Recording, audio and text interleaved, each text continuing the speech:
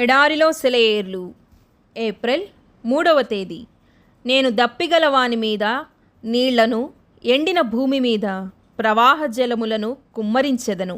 Asia గ్రంథము 44వ అధ్యాయము 3వ వచనం. ప్రభువు తిరిగి వచ్చేలోపు ఒక ఉజ్జీవాన్ని మనం ఆశించవచ్చా?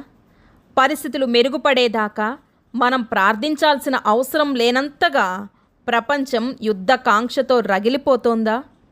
చార్లెస్ జి ఫిన్నీ ఇలా చెప్పారు: మీ సమాజంలో, మీ సంఘంలో, మీ సొంత జీవితాలలో మేల్కొలుపు రావాలని కోరుకుంటున్నారా? అయితే ఇంధనంగా మారండి. దాని ఫలితమే ఉజ్జీవాగ్ని. వెల ఎంతో అధికం.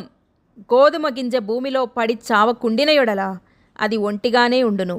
అది చచ్చిన యొడల విస్తారముగా ఫలించును. పాపం, స్వార్థం విషయంలో చచ్చిపోవడం ఒక్కటే శక్తికి మార్గం. ఇది సంభవించడానికి మనము దేవుని చేతిలో ఇంధనంగా మారగలమా?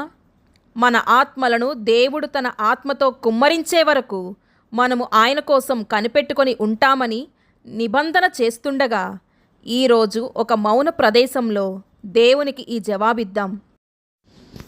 ప్రభు, ఉజ్జీవాన్ని పంపు. నేడే ప్రారంభించు. మమ్మను ఉజ్జీవింపజేయి. ప్రభు, ఆసక్తి సన్నగిల్లుతోంది. పంట పొలాలు విస్తారముగా తెల్లబారి ఉండగా మమ్మను ఉజ్జీవింపజేయి. ప్రభు, లోకం ఎదురు చూస్తోంది. వెలుగును పంపేందుకు నీ సంఘాన్ని సన్నద్ధం చేయి. ఆసరాగా ఆనుకుందామంటే చోటే లేనప్పుడు, బలమైన దుర్గాలు పేకమేడల్లా కూలినప్పుడు, దేవుడు ఏలుతున్నాడని తప్ప నిశ్చయమైనదేదీ లేనప్పుడు అదే అసలైన సమయం నమ్ముటకు. దేవుడి మాటలను దీవించునుగాక. ఆమెన్.